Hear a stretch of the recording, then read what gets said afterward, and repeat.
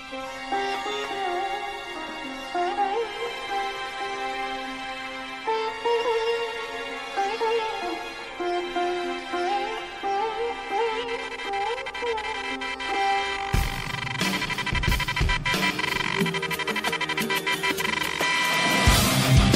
time for the show that knows no party lines, has no party affiliations, and isn't represented by any of the scumbags in Washington that are ruining this country. Welcome to All the News, the political show dedicated to regular people and the effects government control has on them.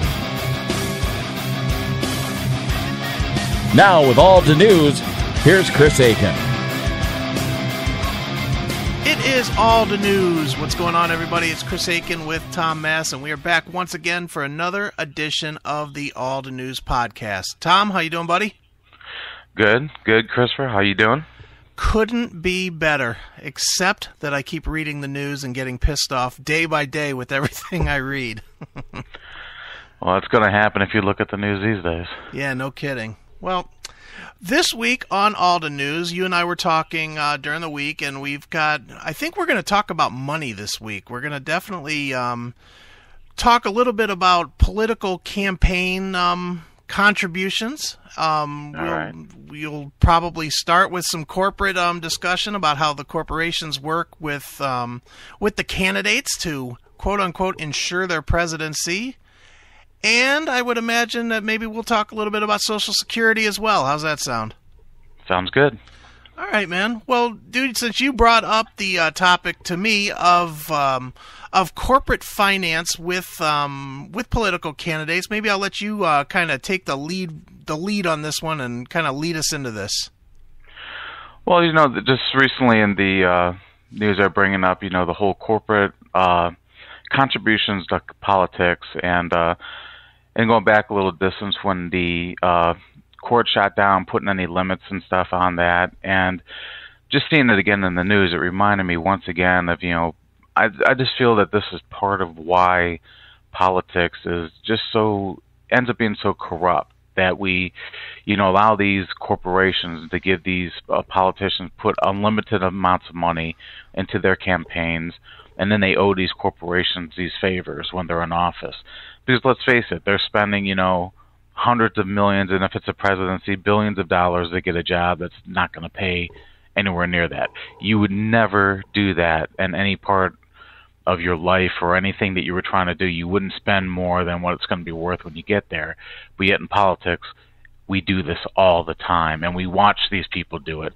And just that alone should tell you how corrupt, it is. Like, who's spending that kind of money to do it, unless there's another agenda? Sure. It's like, if you're getting a job that's not going to pay you the amount of money that it costs to get that job, why would anybody do it?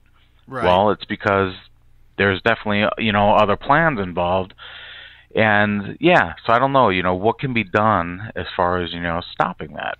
Sure. Well, dude, obviously, man, that money, I've always thought this, man, that money does not end up where it's supposed to be. That's the first thing. I don't care about what these people say as far as, that they're regulating campaign contributions. And I'm not even talking only corporate. I'm also talking private citizens that donate money and whatnot. But, case in point, there was a story last week, I believe, on out there in the news that Mitt Romney has $250 million worth of campaign money. $250 million. Now, let's be honest.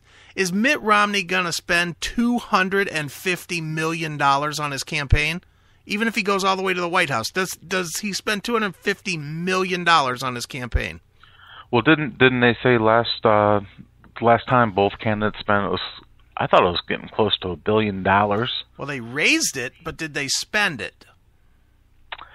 Yeah, I don't know, because it's advertising time, especially on TV and that. But then again, yeah, you're right. I don't know. You'd have to see the breakdown, and regardless if they spend it off, you're saying if it's being pocketed and used for other things that wasn't intended to, I mean, that would even be a secondary issue to the fact that they shouldn't be able to have that kind of money to spend to begin with. Well, I agree with that, but I mean, even looking like who was the guy that dropped out last week? Pawlenty, Tim Pawlenty.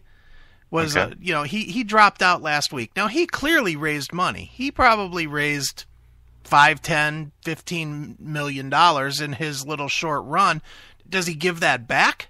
I mean, where's that money? This is why I personally, I'm going to a point, and I'm going to get to your point. Yeah, true. with It's this. probably sitting. They're probably saying it's sitting in some fund that he's gonna, or for their party in some other way. But you never do hear about where that money goes, do you? Right, you don't. Or maybe it doesn't go to a fund. Maybe that's the reason that these guys do it, because it goes in their pocket. And where you were saying, why would you go into a job that pays $300,000 a year, when clearly you make more than that? Well, that's why, because when you run, you can put in 10, 15, $20 million. Look at Donald Trump when he was doing his fake run a couple of months ago. That dude was everywhere, and you know damn well he was making money hand over fist for, where people were speculating that he was going to run. And, he got a new deal for his stupid TV show, based on the fact that he was in the news all the time. This thing is a definite moneymaker. It's a moneymaker to run for president. Yeah, and regardless, I'm even just thinking you're kind of going to a further extent than I was originally thinking, but yeah, I mean, if they end up making money there, but you would think there's some sort of safeguards to keep them from keeping it, but that would have to be seen. You never do hear where all that excess money, or was it all spent, and if it wasn't spent, where's the rest of it going? Is it just being saved for their next one? In which case, it's kind of like, okay, do they just keep building this fund, and whatever they don't spend at the end of their career, they get to keep? And because if that were the case, then yeah, you're right. I mean, it would be like, hey, just keep building all this money, and at the end, there's a golden pot waiting for me, regardless of what I've done. But I just think, what I was even kind of thinking is just the fact that when these politicians get into their job, they're not loyal to the people, and this is why people never feel they're represented by their politicians. They're loyal to the corporations that got them there. They gave them all the money to run, that, help put them in front of everybody all the time. And there's a problem with that, they shouldn't go into office owing any favors. Right. No, I agree.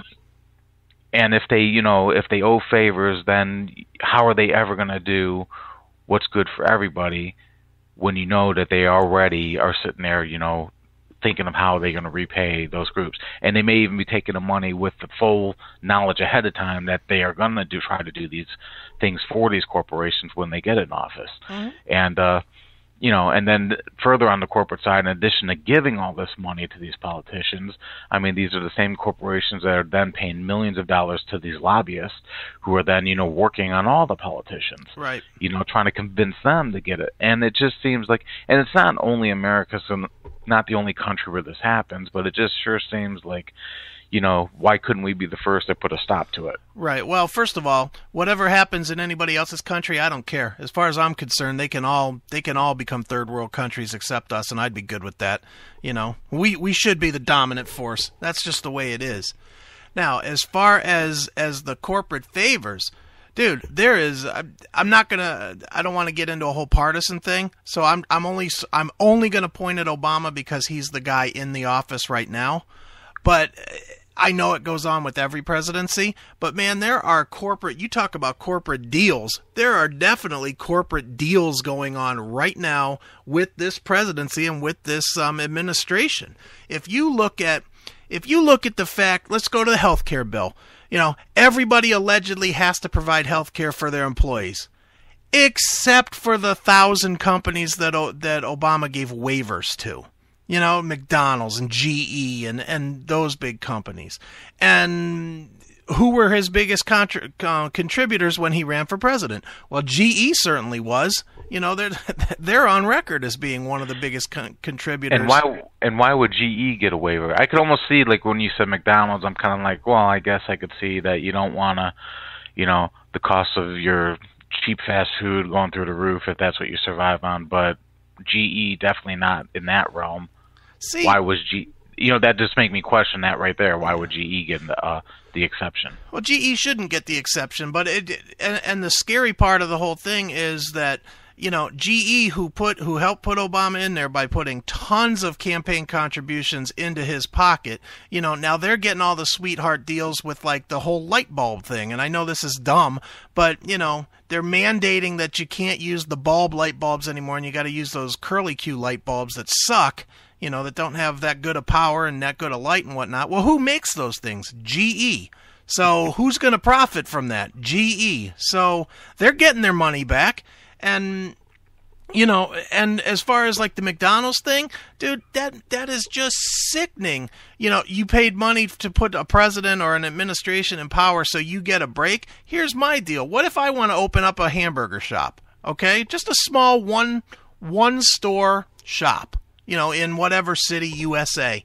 Why do I have to provide? Look, the health care is $1,600 per employee. So if I want to have 10 employees, I got to pay $16,000 extra that McDonald's doesn't. Why? How is that right? But weren't the smaller employers supposed to get some sort of tax break? Okay, so maybe they only have to do 10. Maybe they only have to do 10 instead of 16,000. But why should it not be even playing field? Well, I mean. Yeah, I don't know. I mean, now we're getting into, the whole, thing of, why, big corporations, everybody's saying that it's a level playing field, but then when you say that, it actually makes me think about that was kind of the same type of argument they were using on all the tax cuts that what Bush was making, saying like, why should the rich pay more? It's like, well, they're paying more because they're making a hell of a lot more. And then in reality, the rich and the big corporations, they actually pay a lesser percentage than that, the working class people, but they always talk like they're paying more. Right. It's like, no, they don't even pay their share. But we could go on a whole side tangent there, but let's, I'll just stick to this right now. Sure. Yeah, I don't, yeah, on the small business, you're right. It could be difficult. I just think, but then on the other hand, it's like, when you were looking at a lot of companies that were providing healthcare, and healthcare just keeps going through the roof every year. It just keeps going up and up and up, and and premiums keep going up and up and up because the cost of healthcare keeps going up. And to me, that seems to be, nobody ever seems to be focused on why are all these costs constantly going up. Mm-hmm. Like why can't there be something done on the level, for the equipment or the technology or whatever they're saying is causing it to constantly go up. They say it's mostly a lot of times research and development for future medicines. Well, it's like a drug company. They're trying to develop a drug, so then they'll sit there and they'll spend, hundreds of millions, maybe billions of dollars developing it. Well, now when they finally get it approved, what do they want to do? Well, they want to recoup all that money, right? And then make a huge profit off it.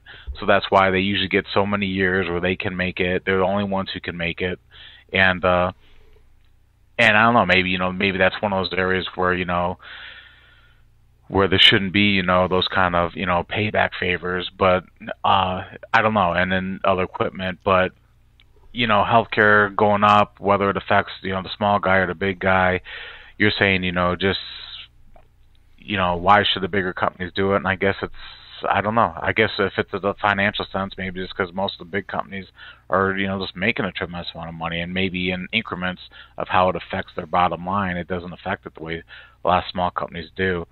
I don't know. But then, it was kind of funny because then when I was looking into the whole contribution thing, and it was going back to the court decision saying that they did not want to put caps on it some years back. And I think it was actually Obama that was saying, it was a big win for, various industries, including healthcare, and they were all the GOP, industries. Right. Now, of course, he's going to say that, but at the same time, it was somewhat true. So I don't know, it's just to sit there and watch, all that stuff happening. Yeah, again, it just seems like nobody ever addresses the actual problem. They're just looking at how to react to it. Right. Does that make sense? Yeah, absolutely. Like how are we going to react to it rather than looking and saying, well, how do we actually resolve the issue? Why does this cost keep going up? Right. And I'm not sure what I always found interesting about the healthcare part is it's very interesting how many people are screaming that, oh, it was like against their rights not to have insurance. And I'm like,